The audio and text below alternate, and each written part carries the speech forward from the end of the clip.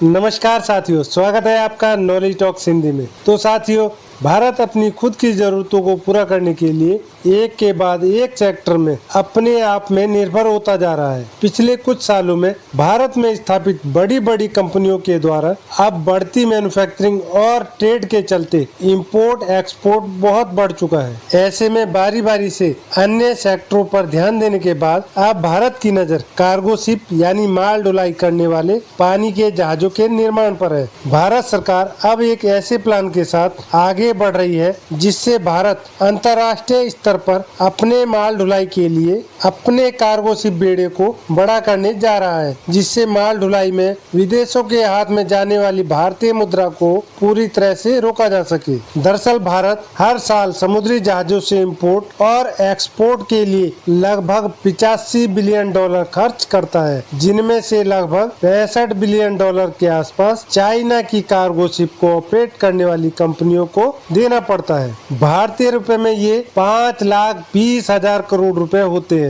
इतनी बड़ी धनराशि हम चाइना को माल ढुलाई के लिए दे देते हैं, क्योंकि हमारे माल प्रोडक्शन की तुलना में अब कार्गो शिप की संख्या बहुत ही कम है, जिससे हमारा डायरेक्टली तो नहीं लेकिन इनडायरेक्टली काफी ज्यादा नुकसान होता है। इसको लेकर अब भारत के द्वारा एक बहुत बड़ा कदम उठाया जा चुका है और अब भारत अपने कार्गो शिप में 1,000 जहाजों की संख्या बढ़ाने जा रहा है। इस पर पूरी अपडेट क्या है इस वीडियो में समझते हैं, लेकिन आगे बढ़ने से पहले लगातार आत्मनिर्भर होने की दिशा में भारत के बढ़ते आत्मविश्वास को लेकर वीडियो को लाइक करके चैनल को जरूर सब्सक्राइब कर लीजिए, क्योंकि यह आपके लिए सिर्फ 1 सेकंड का काम है, लेकिन इससे हमें काफी मोटिवेशन मिलता है। अब वीडियो में आगे बढ़ते हैं। तो साथियों, दरअसल इस समय भारत के पास छोटे बड़े कुल मिलाकर लगभग 800 कार्गो शिप मौजूद हैं, जिनका यूज विदेशों से कंटेनरों के द्वारा इंपोर्ट और एक्सपोर्ट के लिए किया जाता है। तो वहीं दूसरी ओर हाल के समय में चीन के पास अपने खुद के लगभग 6500 कार्गो शिप मौजूद हैं, जिससे चीन दुनिया भर के देशों के लिए समुद्र के रास्ते अकेले ही 70% माल की ढुलाई अपने कार्गो शिप से करता है। लेकिन इसमें सोचने वाली बात यह है कि चीन की तुलना में भारत की शिपिंग बिजनेस में भागीदारी बहुत कम है, और जब से भारत में मैन्युफैक्चरिंग बढ़ी है तब से देखा जाए तो भारत दिन पर दिन माल के एक्सपोर्ट और इंपोर्ट के लिए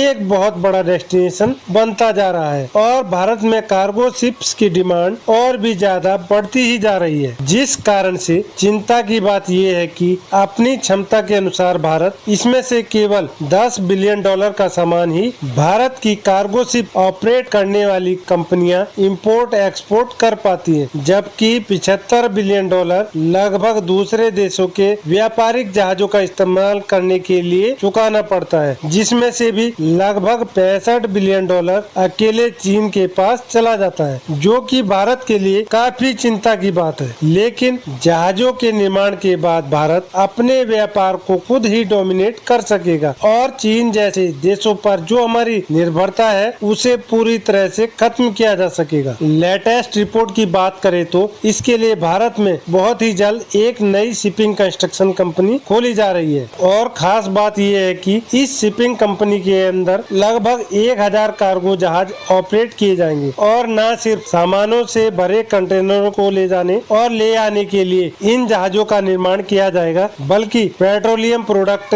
गैस और फर्टिलाइजर को ले जाने और ले आने के हिसाब से भी बनाए जाएंगे। जैसे जैसे जहाज बनकर तैयार होते जाएंगे वैसे वैसे भारतीय शिपिंग कंपनियों को जहाज दे दिए जाएंगे। ये जहाज अपनी भारतीय कंपनियों के होने से सबसे बड़ा फायदा ये होगा कि देश का पैसा तो देश में ही रहेगा, बल्कि इससे दूसरे देशों का पैसा भी हम अपने देश में ला सकेंगे। इतनी बड़ी संख्या में जहाजों के निर्माण को जल्द से जल्द पूरा करने के लिए बताया जा रहा है कि भारत की उन कार्गो शिप निर्माता कंपनियों को सरकार की तरफ से 3.5 बिलियन डॉलर तक का सपोर्ट दिया जाएगा, जो कि छोटे जहाज यानी 20 से 30 मीटर तक के जहाज का निर्माण करती हैं, ताकि छोटे शिप बिल्डर भी बड़े कार्गो जहाज को बनाने में अपना सहयोग दे सके। तो अब भारतीय कार्गो शिप बेड़े में 1000 जहाजों के शामिल करने को लेकर आपकी अपनी राय क्या है, कमेंट में जरूर बताएं और वीडियो को लाइक भी कर दें। साथ ही इस तरह की और भी नॉलेजेबल व इंफॉर्मेटिव वीडियो देखने के लिए चैनल को सब्सक्राइब करना ना भूलें। आज की वीडियो में बस इतना ही। मिलते हैं आपसे एक और नई वीडियो में, तब तक के लिए नमस्कार। जय हिंद, जय भारत।